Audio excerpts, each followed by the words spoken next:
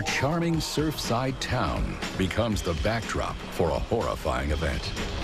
When we responded, you could see that it was obviously a brutal crime. A pair of doctors on a romantic drive, ruthlessly gunned down. A crime scene with little evidence and even fewer leads. In this case, there was nothing but mystery.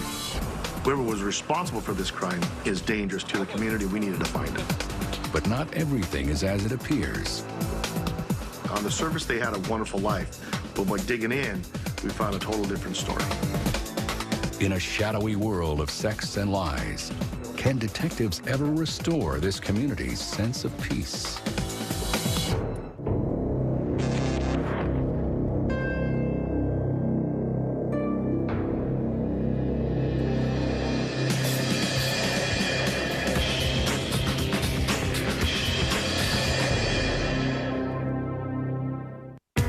Huntington Beach is known for its glorious waves, scenic coastline, and laid-back lifestyle.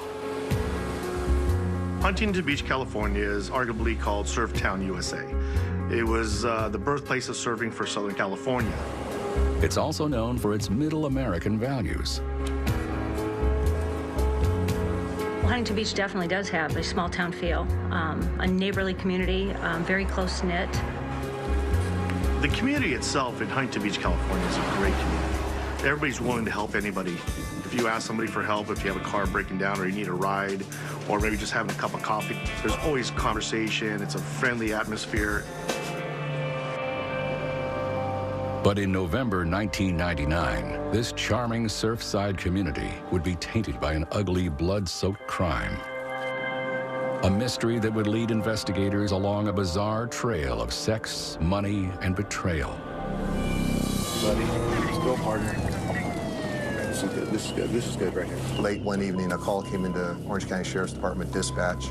2 bodies have been found deceased in a car about 8 miles out on the Ortega Highway. Hey, Michelle. How you doing, sir? Good. How you doing? Good. What do you got? We have a male driver, deceased, female. Detectives rush to the scene.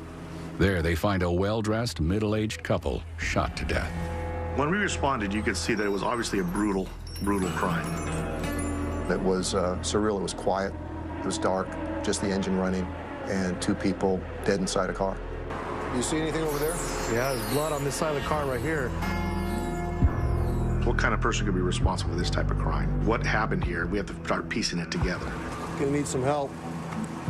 We're gonna need a lot of help. Officers identify the victims as 57-year-old Ken Stahl and his wife, 44-year-old Carolyn Oppie Stahl from Huntington Beach. 18 Hotel 1, we will need additional assistance out here. There was obvious bullet holes in the vehicle. We figured out about at least 7 shots were fired from an unknown caliber weapon. It appears Ken Stahl, still wearing his seatbelt, was taken by surprise. The driver's door was closed, the window was down on the driver's side. The male driver was shot in the face and the upper torso. His wife, it seems, was trying to get away. The female was sprawled half in and half out of the car in the front passenger seat with massive trauma to the head.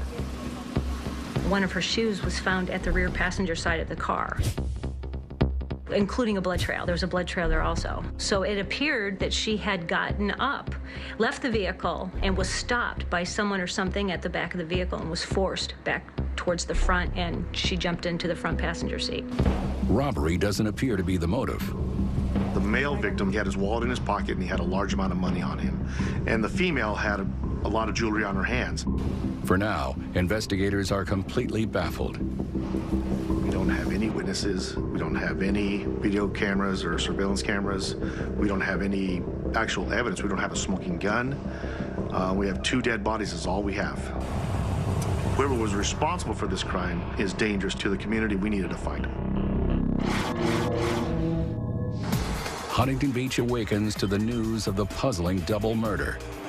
If they'd been down the street at a restaurant when there was a robbery and they were shot and killed, that's immediately understandable, shocking, and tragic, but, you know, there was no mystery to it. In this case, there was nothing but mystery. And who's to say the Stahls aren't just the first in a series of bloodthirsty attacks? Some people were frightened. You know, would there be another one like this? The sooner we can nail down the reason the crime occurred, the sooner we can help the community to relax at least.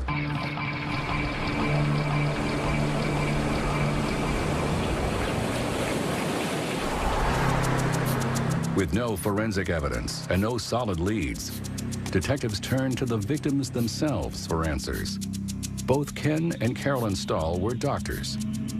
Ken was an anesthesiologist, and Carolyn was an optometrist. Their colleagues thought highly of them, were shocked, and the family the same. Why in the world would it be a nice couple, professional couple, certainly living a comfortable life in Huntington Beach? Why in the world would they be targeted? But as investigators analyze the crime scene, one detail stands out. Why is the driver's window down and the passenger door open? It was almost as if they were pulled over. It's very typical, certainly everybody that's been pulled over in their life, to yield to the shoulder, to remain seated in your car, to roll your window down and greet the officer and find out what the problem is. That was actually a pretty good consideration for what we were seeing. Had somebody posed as law enforcement and pulled them over, then in some attempt at a carjack, something went wrong and they were both murdered. Is there a killer stalking Huntington Beach disguised as a police officer? In Orange County, California, Ken and Carolyn Stahl have been found shot to death in their car along a scenic highway.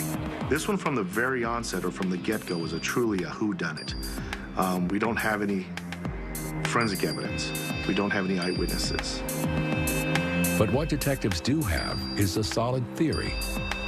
It appeared that the driver trusted somebody who was walking up on that vehicle because the driver's window was rolled down. There was some threat. Obviously, the driver would not be rolling down the window. It almost looked like maybe they had been pulled over by police officers because they stopped underneath a well-lit area by a call box off the side of the road where the road was wide. Maybe there was a serial killer who portrays himself as law enforcement. All right. Thank you. Bye-bye. But nobody saw the Stahls pulled over that night. Nor have there been any reports of a highway criminal dressed as a cop. It's a theory detectives can't prove. Were the Stahls specifically targeted? Investigators talked to the family, friends, and neighbors, searching for anything that might jumpstart this case. We looked into everything about their personal life, about their marriage, about their businesses, about their families, about their friends, their social life. This was Carolyn Stahl's first marriage, but Ken had been married twice before and had an adult son. They appeared to have a wonderful life. They've been married for several years. They lived in beautiful Huntington Beach, California, in a beautiful home. Okay. But investigators soon discover a few cracks in the Stahl marriage. On the surface, they had a wonderful life, but by digging in, we found a total different story. Ken had some long-standing affairs, and his wife, Carolyn, knew about them, and there had been friction in the marriage over that. Yes, I did receive the paper. The Stahl's marriage wasn't the only thing on the verge of collapse. All these information, we have a certified copy. Ken suffered from bad heart condition. 3 or 4 months prior to this murders, he'd had his second quadruple bypass. The prognosis wasn't good. And doctors had speculated that he had maybe a 20% chance of survival. So that threw another twist into this case.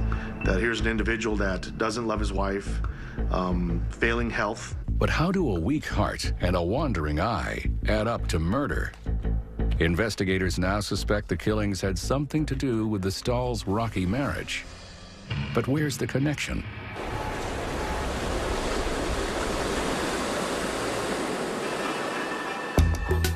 Phil, Clarissa. Yeah. What are you guys up to? We got the bank records in. With their investigation now focused on Ken's extramarital affairs, detectives take a closer look at his finances. When we examined Ken's financial records, we found something interesting. There's 2 large amount withdrawals that were unaccounted for. There was a $30,000 cash withdrawal from his account that could not be accounted for.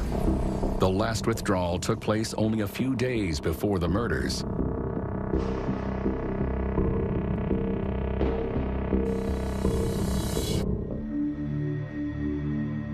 He's had numerous affairs.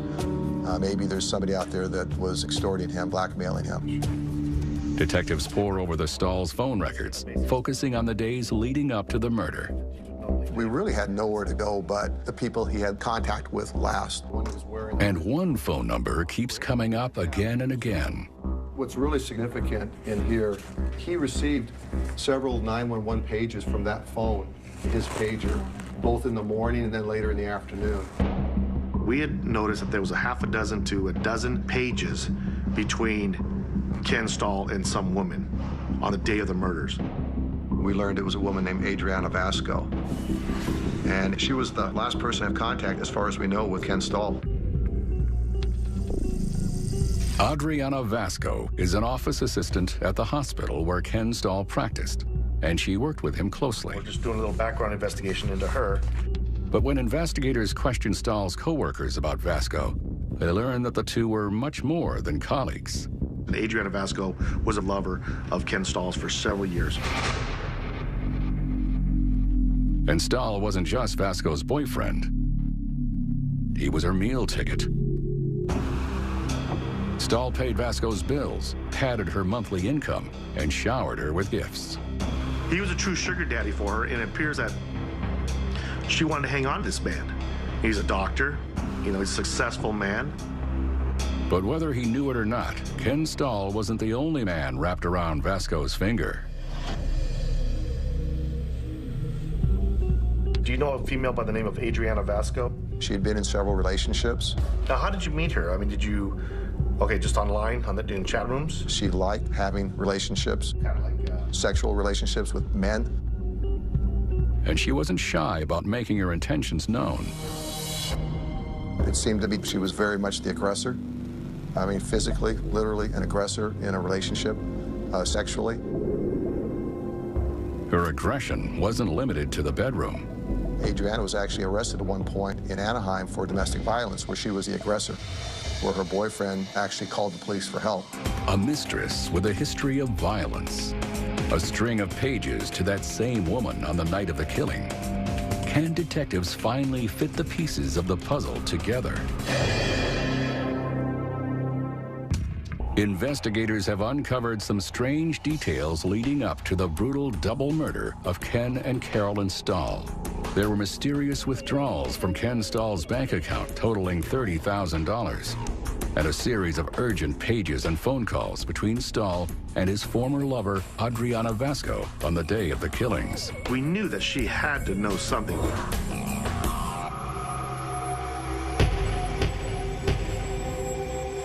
Investigators bring Vasco in for questioning.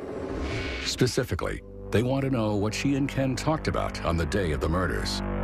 There had been several phone calls made, and it's awful coincidental that on the day there's a double homicide, there's what I term as a frantic reach out on both parties. Okay, how many phone calls did you receive from him on Saturday? I remember one was for the computer and about my printer, and that he had fixed it. She kept it pretty simple. She had tried to contact him once that day, she said, regarding assistance with her computer, and offered nothing more. Detectives then asked Vasco about the money missing from Stahl's bank account. Did Ken give you $10,000? Come on, no, I wouldn't have said that money. But investigators don't believe for a second that Vasco was the type to say no. He was her sugar daddy. And she had her life, and she had him, and he offered her the ability to live comfortably. Detectives are convinced Vasco is hiding something.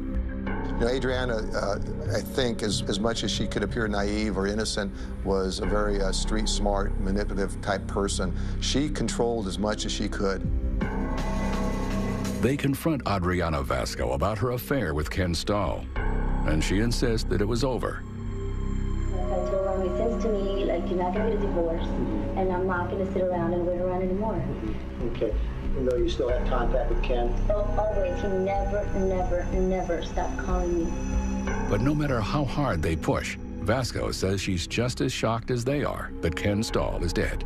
She was emphatic with us that she knew nothing about why he was murdered or who would want to murder him. She was fairly consistent in that. Detectives are convinced Adriana Vasco is lying, but without any physical evidence connecting her to the murders, they have to let her go. Still, they keep her in the spotlight. Yes, this is involving the Stahl homicides. Digging for more clues, investigators learn that Adriana has a boyfriend, Tony Satin, a maintenance worker at the Vasco's apartment building. Tony and Adriana were seeing each other. They were dating at the time of the murders. Satin, it seems, is a hard character to forget. The people we spoke to were a bit afraid of him. He liked firearms. I believe he had a shotgun. He was fairly bold and aggressive and intimidating. Angry, armed, and prone to jealousy. Satin hardly seems the type to let his girlfriend see other men. Maybe his jealous streak drove him to kill. Detectives want to question Satin straight away, but there's a problem. We ran that name through California records, DMV records, and discovered that it was a false identification. Tony Satin didn't exist.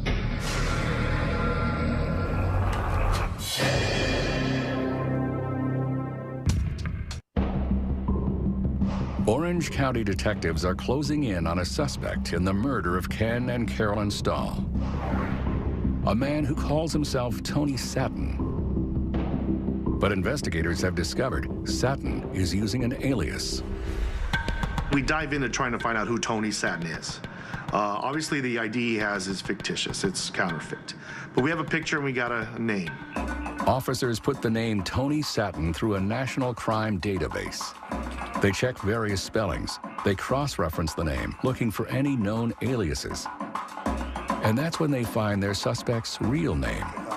Tony Satin is Dennis Earl Godley. We learned a lot about Dennis Earl Godley once we had him identified. He had an extensive criminal history, a violent criminal history. Lo and behold, everybody knows who this person is. Dennis Earl Godley, AKA Weasel. And investigators know right where to pop this weasel. He's already behind bars on an armed robbery charge, 2,000 miles away in Virginia. Investigators question Godley about the Stahl murders, but he stonewalls them. He, for 6 hours, denied anything to do with the murders, although he admitted to being in California, being in Orange County, knowing Adriana, having sex with Adriana. Once again, Adriana Vasco seems to be right at the center of the haunting double murders. Detectives take another run at Ken Stahl's former mistress. And this time, when detectives turn up the heat, Vasco cracks. When we confronted Adriana and started trying to putting a little more pressure on her, she immediately started crying.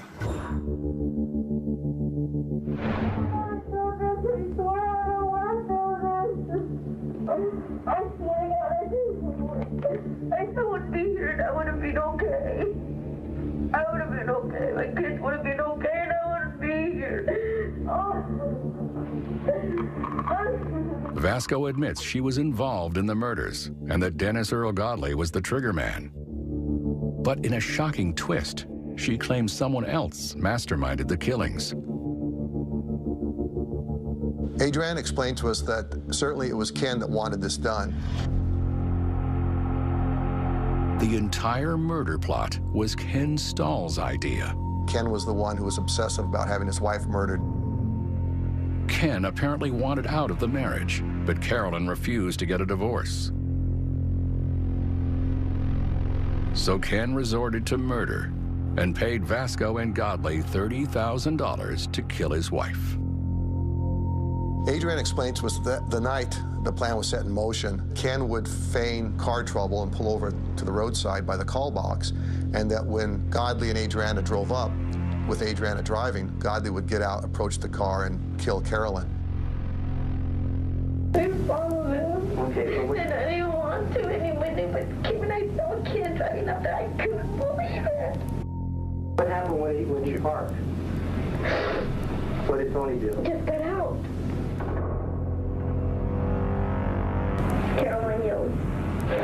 What did she yell? She was saying just, oh my God, and yelling. But the deadly plan backfired on Ken when Godley double-crossed him. Godley had already been paid in full for the murder. Stahl was nothing but a loose end.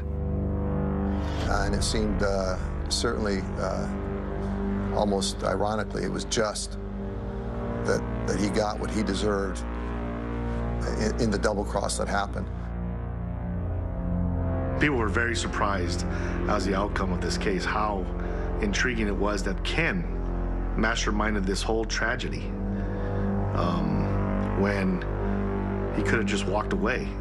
With Vasco's confession, detectives have enough to charge her and Dennis Earl Godley with murder.